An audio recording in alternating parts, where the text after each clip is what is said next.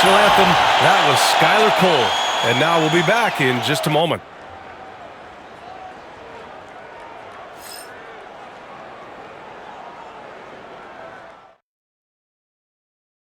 Thanks, everyone, for joining 2K Sports for this Wednesday evening presentation of the NBA.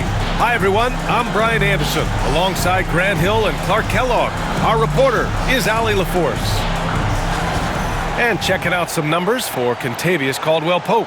He's been really dialed in from deep during these last 5 games, looking assertive and in control every time he rises up to shoot from beyond the three-point line. And it's been fun to watch.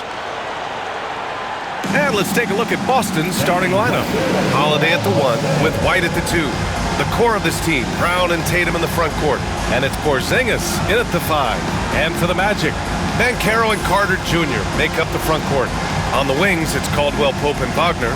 And it's Joseph in at the 1. After this final game of the regular season, for some, a chance at postseason glory. For others, maybe like you, Grant, working on their golf game. Exactly. And I know you're always working on your swing too, B.A.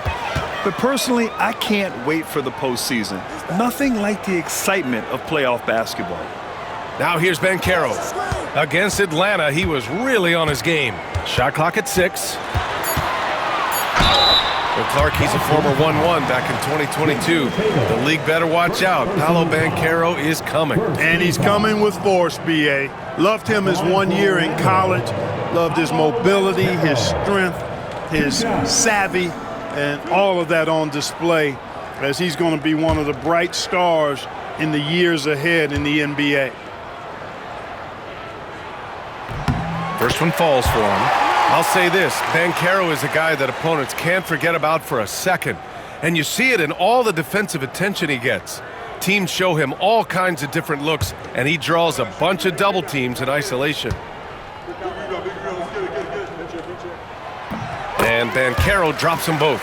When you're the #1 pick like Banchero, the expectations are through the roof.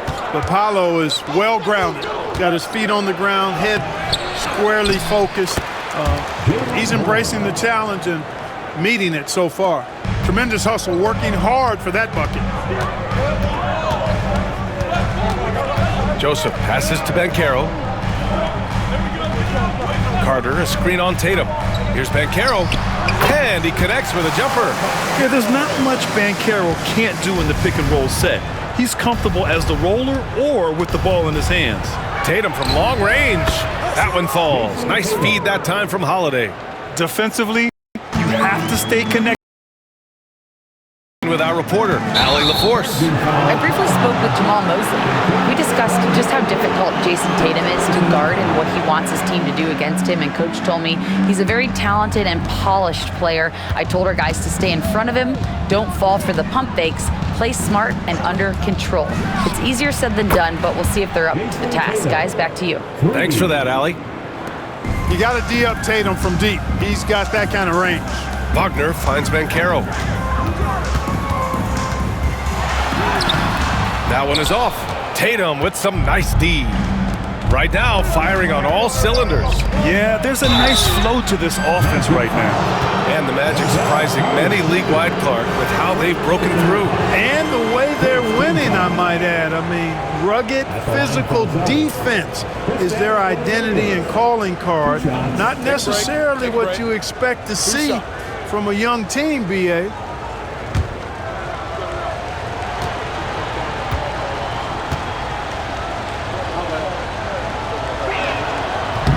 And he can't get the first one. And, you know, when healthy, Porzingis is a problem, man. I mean, this guy is so hard to match up against because of his skill and his size.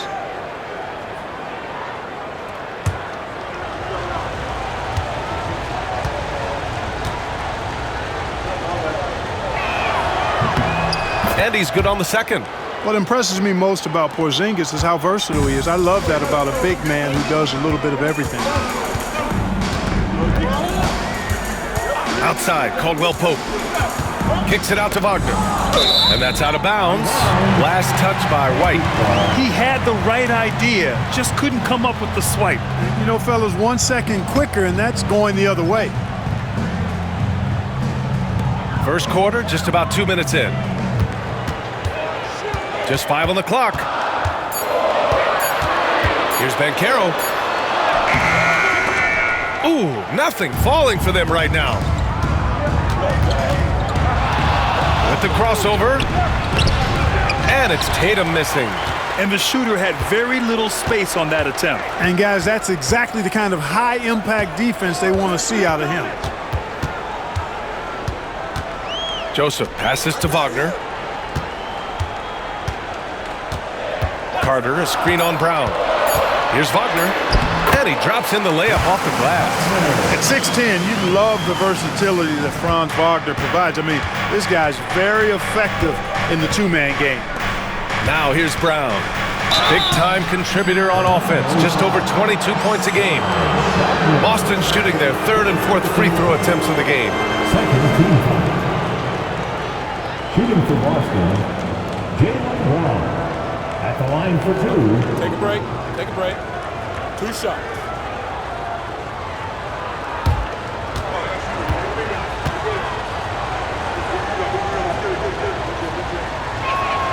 Free throw good. Brown. Look, you've got to give Brown a lot of credit for his growth as a shooter. That wasn't something he did when he first got to the league. He put in a lot of work. He shoots it well from the floor and line. The Magic making a switch here. Bataze's checked in. And the Celtics also making a change. Horford's checked in. And both free throws good for Brown. Magic trail by 5. And so Jamal Mosley calls for the timeout. He wants a few moments to regroup with his players. They want to keep rolling here following a win against Atlanta. What about their offense? It was a well-oiled machine, getting them high-quality looks time and time again. Boy, it really showed the trust they have in one another. I love how they got after it, and you could feel that they were playing for each other.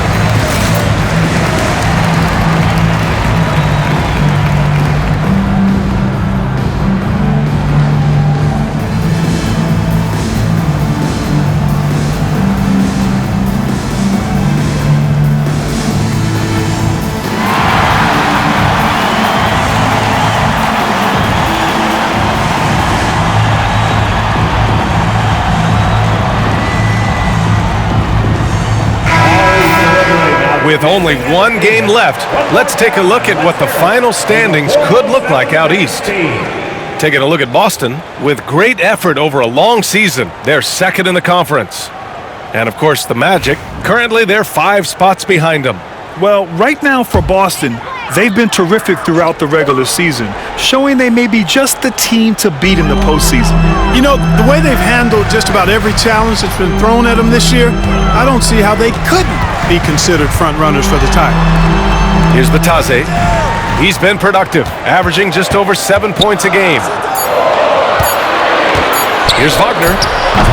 Holiday grabs the miss. You look at him, and he's a little hit and miss from there, even without a defender in his face. No guarantee. Grant, you look at the development path of Franz Wagner, not surprising he had an easier transition to the NBA. Well, think about this, BA. I mean, he played against men very early in Germany, splitting time in Euroball, and at Michigan let him really develop in multiple ways. So he's seen it all and is still so young. Now here's Carter. He also had a big impact in that win against the Hawks. Nice D from Horford. Boston leading by 5. Outside Holiday.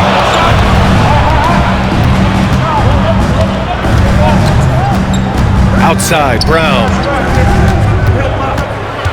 Outside White. Fires from 14. And that's good. His first bucket of the game. You know, ways White keeps the defenders honest is with his mid-range game. He's got a great knack for that shot. And Jaylen Brown gets the whistle that time. That's his first foul. Orlando making some changes. Isaac, he's checked in for Carter. Cole Anthony comes in for Caldwell Pope. Joseph. 26 seconds left in the first quarter here. Here's Black. Checking his numbers. He's put up a little over 9 points a game. Bitadze. And another miss by Orlando. Pass to Hauser. It's Brown on the wing. 1 second left. Oh, he got it up in time, but it wouldn't fall for him. And that concludes the first quarter of play. Boston out in front, up by 7. And we'll get the second quarter underway on the other side of this break.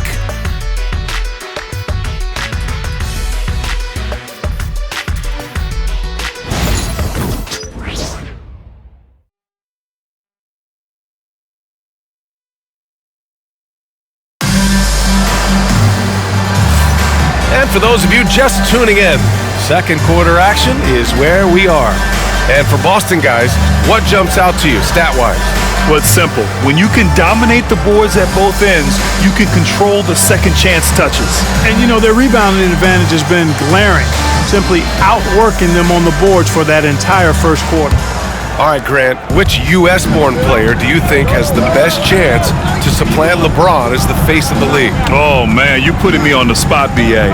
Well, the conversation has to be between Jason Tatum, Ja Morant, and Anthony Edwards. They're the best young talent that the U.S. has to offer, and they're only getting better. On the floor for Boston, Peyton Pritchard is out there with Jason Tatum. Then it's Torrey Craig. Then there's Al Horford. And it's Hauser in at the 3, the small forward. Orlando with the ball, following the bucket by Boston. Here's Banchero. Using his size, Banchero gets by inside. Oh, too big, too strong. It'll take more than that to stop Banchero. Left side Tatum.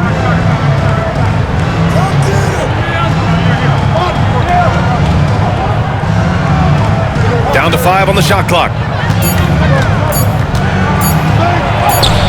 Too easy for Tatum, even with the contact. Tell you what, Tatum using his length for positioning inside, able to operate well in the paint. And we've got a timeout from Jamal Mosley. He's going to talk it over with his guys. You know, Grant, in interviews, Jason Tatum often seems understated and soft-spoken, but that's just him, isn't it? That's true, B.A. Tatum has a quiet confidence about him. He doesn't feel the need to be loud or act out. He lets his work on the court do all the talking for him.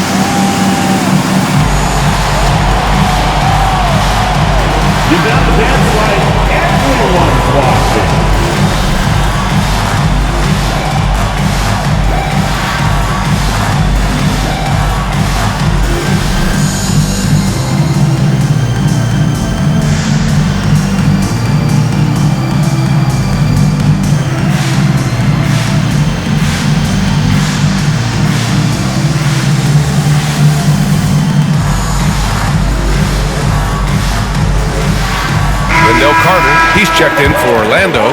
Joseph comes in for Anthony. Porzingis is checked in for Boston. Drew Holiday comes in for Craig.